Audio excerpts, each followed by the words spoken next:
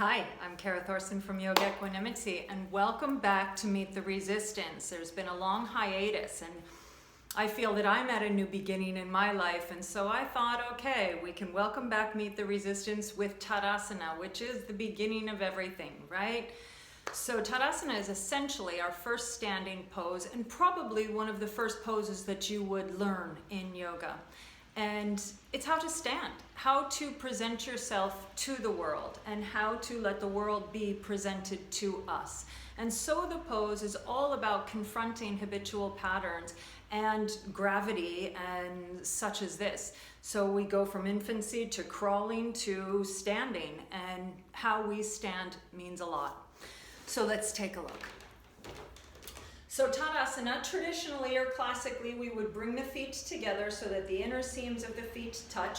If you find that your knees are agitated by that, or ankles, or what have you, then there's no law that says you can't separate the feet to the distance that you need to separate them. Maybe hip width apart, maybe a little bit wider, maybe a little bit more narrow.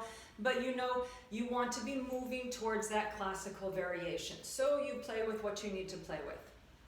So I'm going to show from the side so that we see the balance of the bones. We're looking for that even tensional pull throughout the body. So we want to shift the thigh bones so that they rest over the heel bones without forcing the knees back, so that those bones balance.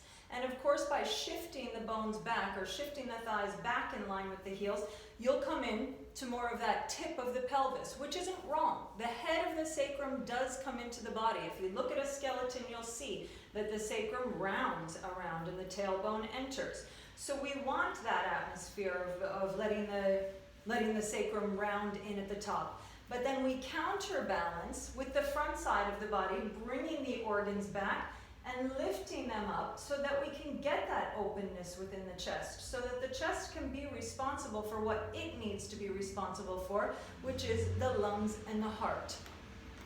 So we come into our Tadasana, and from Tadasana, then we can take different variations. Badangliasana, interlacing the fingers, turning the palms out, and stretching the arms up.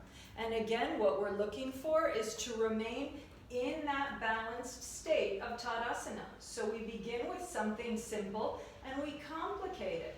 And then we find out how unsimple that first pose was. And then exhale, descend the arms, change the interlace of the fingers, and go ahead, raise the arms up.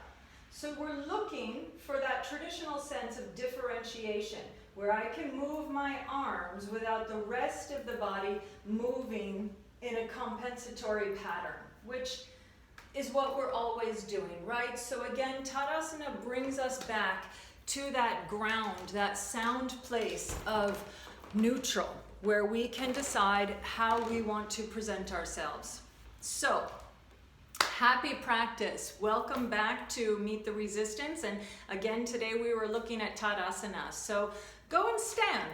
Go and stand and see who you are, see who you want to be, see what you bring out to the world and what you let the world bring into you. And talk to you soon.